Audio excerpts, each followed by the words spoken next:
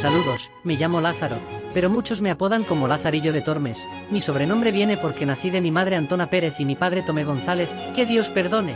En una noche, mientras mi madre se encontraba en una aceña del río de Tolmes, esto era porque mi padre ya llevaba trabajando en un molino de aquel lugar, me dio a luz en aquel río, de manera que con verdad me puedo decir nacido en el río. Ya con 8 años imputaron a mi padre, debido a que era acusado por el robo de la harina de los costales.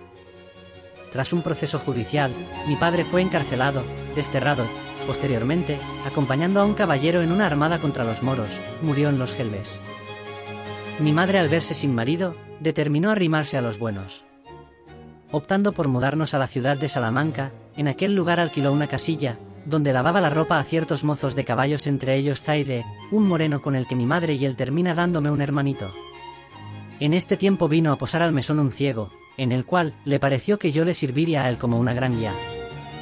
Así que pidiéndole a mi madre mi servicio, pero con la condición de que me tratase como un hijo suyo, esto porque ella insistía el buen trato hacia mí, así fue como ella accedió. Salimos de Salamanca, debido a que mi amo no le parecía un buen lugar que le proporcionase ganancias.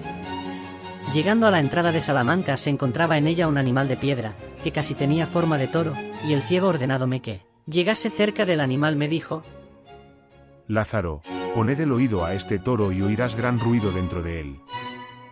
Yo, siguiendo su orden sin dudar de él, al acercar el oído de aquella escultura, cogió mi cabeza y la azotó contra la piedra diciendo: Necio, aprende que el mozo del ciego un punto ha de saber más que el diablo.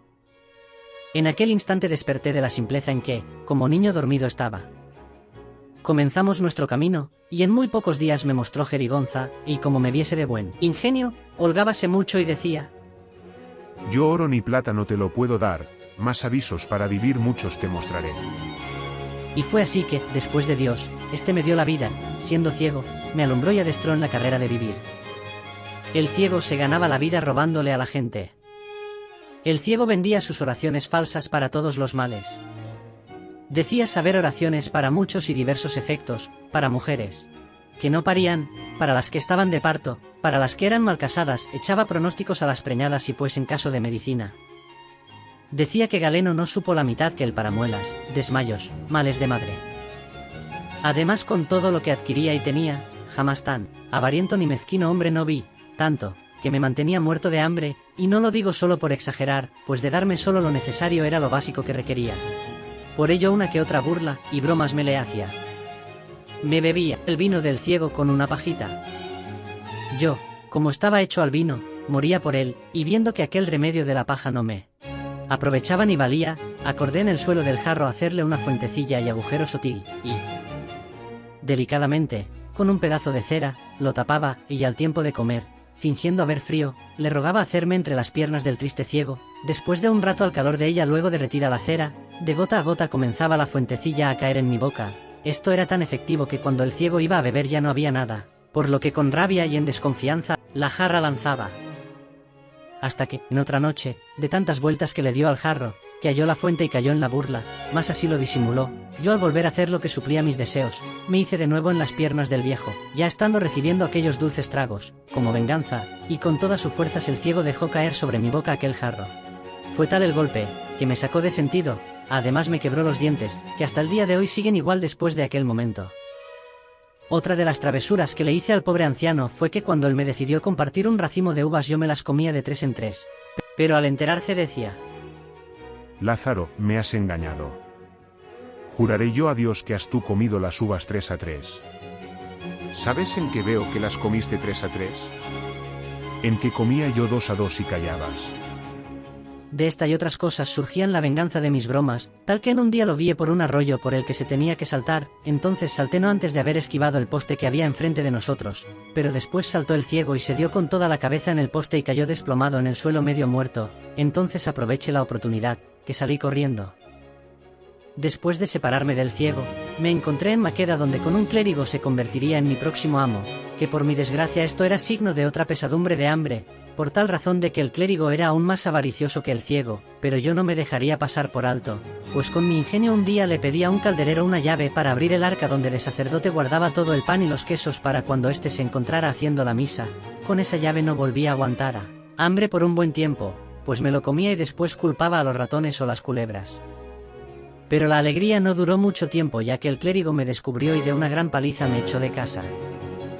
Una vez despachado, me fui a Toledo, donde aquí encontraría a mi tercer amo, un escudero. Con este amo pasé mucha hambre, ya que era pobre y no tenía ni para él mismo. Es más, yo le tenía que mantener con lo que conseguía pidiendo limosnas a la gente del pueblo.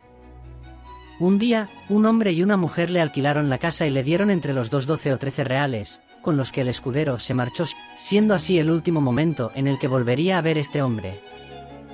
Por necesidad, me tuve que buscar el cuarto amo, y este fue un fraile al que nadie le seguía el paso, pues este me regaló unos zapatos, los primero que dañé después de 8 días, ni yo pude con su trote durar más, tanto, que pienso que rompía el más zapatos que todo el convento, y por esto y por otras cosillas que no digo, me alejé de él.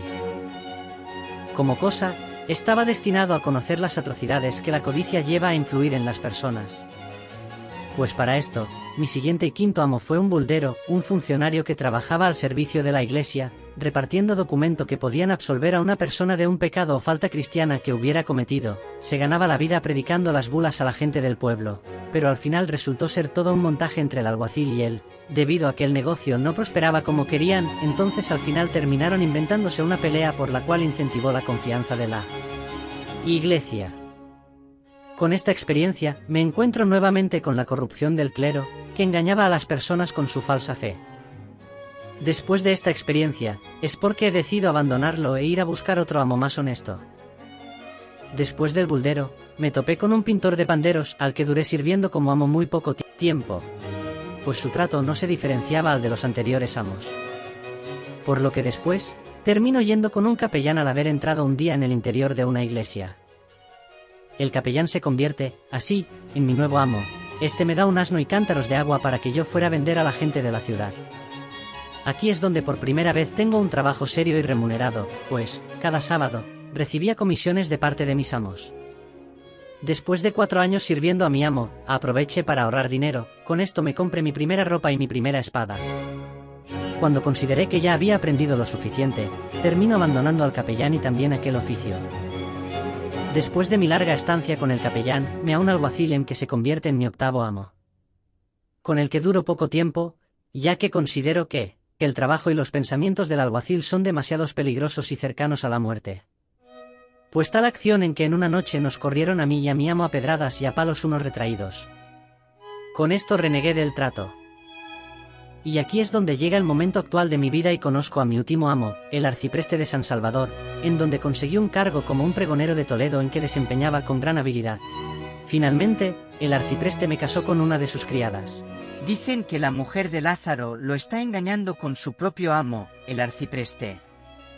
Sí, hasta el mismo Lázaro afirma que hay noches en que ha llegado a la madrugada. Aunque la gente murmuraba sobre la relación con mi esposa, como me dijo el arcipreste. Para medrar, hay que ignorar las malas lenguas. Por ende lo ignoro, puesto a que considero que vivo muy bien, y prefiero no hablar de esas murmuraciones porque de lo contrario amenazo con matar a quien vuelva a hablar mal del honor de mi mujer. Sí, como si estas cosas pasaran. Esto es pura mierda.